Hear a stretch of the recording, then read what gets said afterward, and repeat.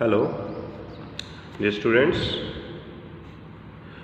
In the previous lecture of general principles and processes for isolation of elements, we have completed our first step, that is concentration of ore,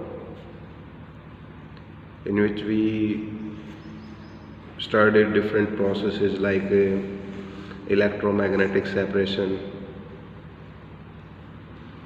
hydraulic washing, okay,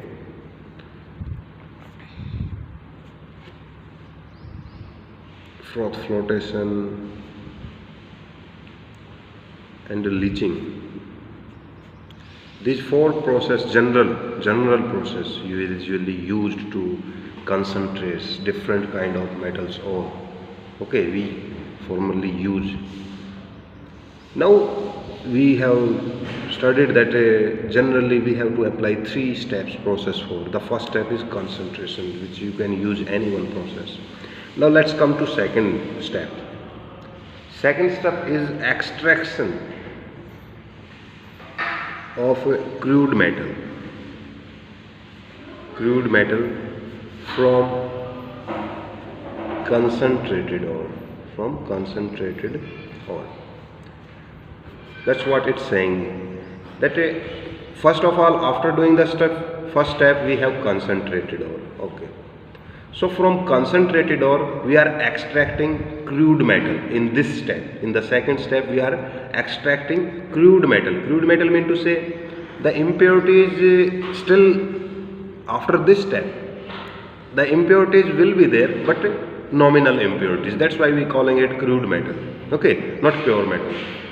In concentrated ore, almost 80% impurities get removed. In this second step, we will remove the impurities extent up to 67%. So that's why the metal we get after this second step, that will termed as crude metal. We apply then third principle to purify 100%, that is refining. Let's say first, let's take what is we are doing in the second step. This second step process actually itself 2-step process. In first step, we have to convert metal to metal oxide. First of all, in this second step, it is 2-step process I am telling you. In first step, we will convert metal to metal oxide. In the second step, we will do reduction. Mean to say, we will remove that oxygen as well. Why we are converting metal to metal oxide? Because it is easy to reduce metal oxide to metal. Okay, that's why first we will convert metal into metal oxide. So how this first step is carried out? Let's say that A part, that you are converting metal to metal oxide. Okay, you know that mostly ores or elements in the nature chemically compound either with oxygen or in sulfide forms. So if there is a 2 process, namely first is calcination. Okay, there are 2 processes to convert metal into metal oxides. General process, first is calcination. What is calcination? It is heating of a concentrated ore in absence of air, to convert metal to metal oxides. So this is a process, particularly conversion of metal to metal oxide. But how we are doing that? We heat the concentrated ore regularly in absence of air. That is important. So how it is carried out? So first of all, there is a reverberatory furnace. This I am drawing a diagram which is known as reverberatory furnace. Okay, it have 2 kind of a charge hooper over here, in which we have concentrated ore in both case. Okay, this charge hooper actually opens in the heating portion over here. Okay, we can mix oil or air through here, oil things if we need to mix, or some chemical agent. Over here heating take place. So here you will see some vents in diagram. These are vents particularly. Okay, here we will furnace heating, or you can say burning of fuel take place. Okay, so vents, what the vents are doing, that we will close the vents. If we close the vents, in this case there is no supply of air, simply our ore will get heated and they will convert into metal oxide. For example, let's take example somewhat, like if Fe2O3 XH2O is heated in laboratory furnace, it will convert into Fe2O3 and water vapors will get converted into vapor form, so that water vapor get removed. Some more example like calamine, zinc carbonate. Okay, if we do the heating, or you can say calcination over this one, so this will convert into oxide and CO2 get released. So these are the simple thing that we do the calcination process over the carbonate and oxides ore particularly, or hydrated ores. Okay, so that the metal get converted into metal oxides. We finally get metal oxides. Okay, now in some cases, after doing the concentration first step, iron oxides, particularly iron, remain as impurity still. Okay, so what we will do, we put silica, that is SiO2. What will happen if impurity is iron, particularly iron, Fe? Okay, so Fe will combine with this silica. Okay, because this will get converted into FeO particularly, and it get converted finally into iron silicate. Okay, so this particular thing here is known as flux, and this particularly is known as slag. Slag is easy to remove than gangue. So gangue mean impurity or metal particularly. So if we convert the impurity into slag, and how we will converting impurity into slag, that impurity particularly we used some chemical substance, like in this case, in case iron is acting as an impurity, we will mix silica, which will convert into iron silicate, which is slag formation. And slag is easy to remove because its density is low, it starts floating, and we skim off the layer particularly to remove that. So this step is also carried out in the laboratory furnace side by side. Our metal is converting into metal oxides, and at the same time, by using the flux, we can extract our impurities as well at that time. Okay, so this is the calcination process, first general process to convert metal into metal oxides, particularly for which oxides or carbonate ores. But what about the sulfides ore? So there is another process that is known as roasting. This is roasting process. What is this? It is heating of concentrated ore in presence of air, to convert metal to metal oxides. This is applied to sulfides ore, particularly sulfides ore. And what's the equipment? Same laboratory furnace, just let the vent open, supply will be of the air will be take place. So it is happening in the presence of air, like sulfides ore, like let's say zinc sulfide, particularly zinc glens, the ore name. Particularly if you do roasting means to say heating, and you will show O2 in presence, okay, for air. So zinc get converted into zinc oxide, and sulfur get converted into sulfur dioxide, and sulfur dioxide is gaseous, which get removed easily. Okay, you can have another example. I also like copper sulfide particularly also can be roasted, converting into same manner. Okay, this process also occur in autolytic reduction start, that copper sulfide and copper oxides will start getting converted into copper itself reducing after we will do reduction in the same step.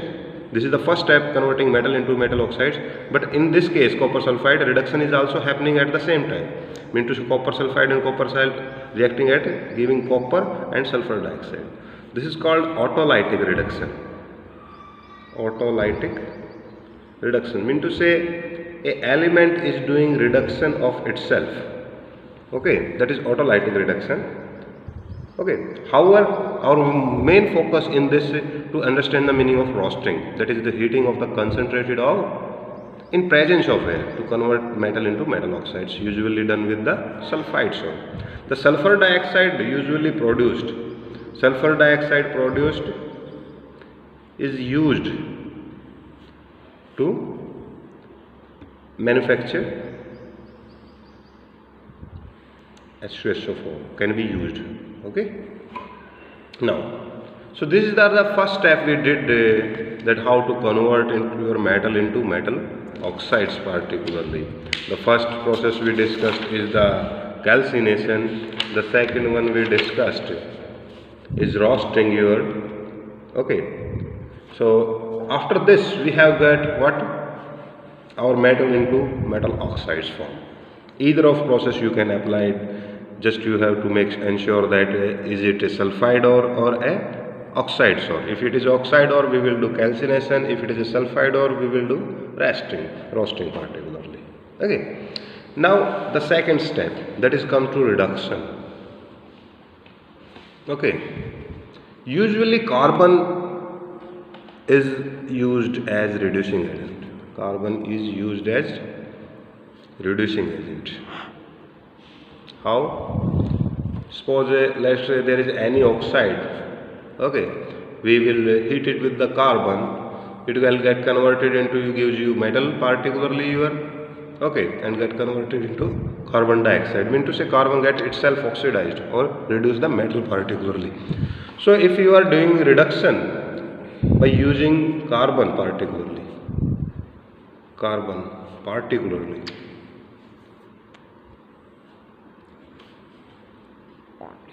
by using carbon particularly, process is known as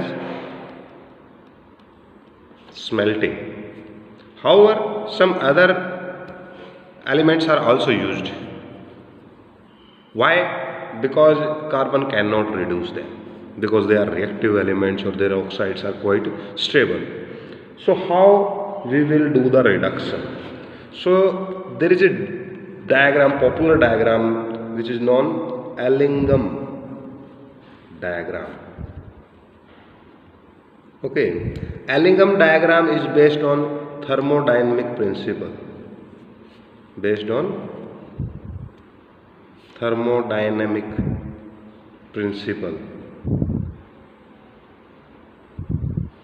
Okay, how? Let's see. We know that to make any reaction possible, we have to follow this equation. Okay, if delta G is negative, process is feasible.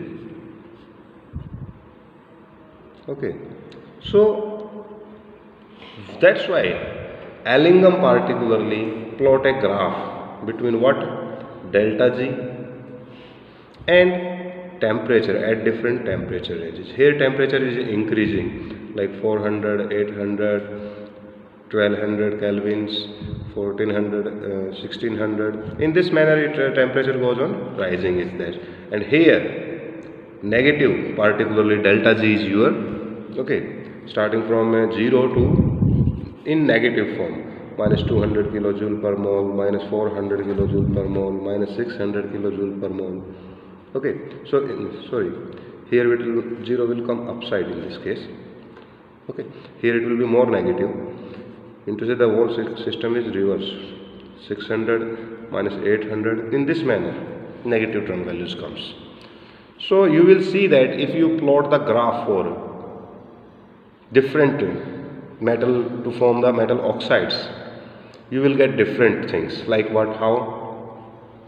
Like in case of the lowest line you will see in this diagram is of a magnesium, which will you come in this form. Okay, and here it is written MgO2 converting into MgO. In the second, above, just above it, there is a aluminium layer, aluminium line which get cross this line at a certain temperature. So, and here the formula will be Al2O3, aluminium converting. Here you will see the two diagram of the carbon as well. Okay, in this carbon plus O2 converting into CO2. In the second, here you will see that line is coming from lower, but it crosses this one, that carbon plus oxygen converting into carbon monoxides. Okay, so usually at lower temperature carbon monoxide is forming, at higher temperature carbon dioxide. The line which is showing lower, in this case, that metal is able to reduce the above one. Mean to say, before this point magnesium line is lower and magnesium is able to reduce the aluminium, but after that temperature aluminium will start reducing the magnesium. So you will see a lot of metal lines above this carbon line. So that's why carbon is act as a reducing agent in that case, but at the lower you have to apply the some different. So in Ellingham diagram, which metal lines is lowest, that is a good reducing, that can act as a reducing agent for the metal line which is above shown. Okay, so this is the whole concept of Ellingham diagram. Now there are some problems also related with the Ellingham diagram, and some good things also about the Ellingham, that it can give you that how, which at what temperature which element is able to reduce which element. Okay, now delta G is equal to minus RT ln K, that is also a thermodynamic principle. If K is positive mean to say reaction is product favored, and if K is positive, delta G will be negative. Okay, so from here we can calculate that the reaction will go up to here. Okay, but what are the limitations? So first of all, by using this Ellingham diagram you can find a suitable reducing agent at every cost. Okay, for any element. Now what about a limitation of this Ellingham diagram? We will study. It have two particular limitations. Limitation of Ellingham diagram.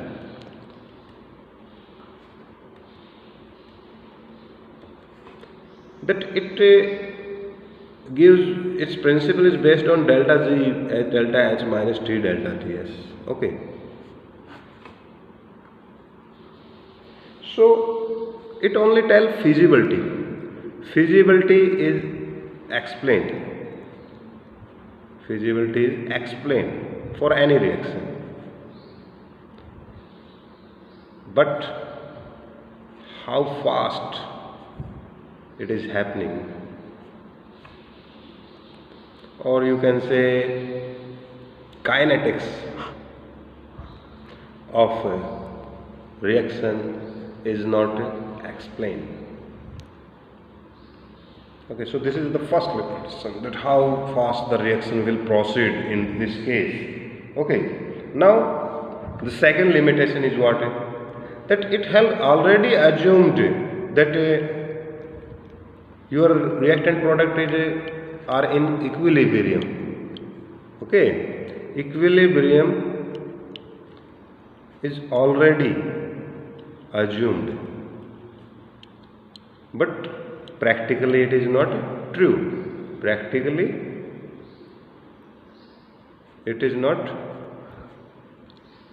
the situation, you can say. Practically it is not the situation, because we all have in reactant, all things in reactant form.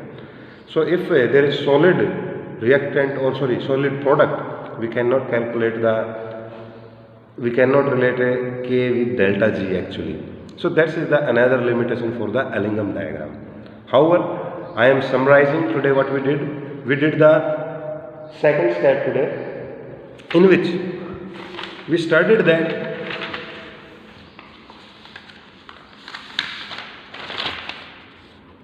we will extract crude metal from concentrated ore, and that we will do by two steps: convert metal to metal oxide, that we will do by using calcination or roasting. Then we will do reduction, and for reduction you very well know you will use Ellingham diagram. But for Ellingham diagram you must know how it is working and how limitation of what is the limitation of the Ellingham diagram. This is an important topic for board point of view. Okay. So today is your homework. First, read the topics. Second, sort out. Today I am going with 15 questions because you can make up 15 questions, short type. Okay, in rough note. Okay, thank you.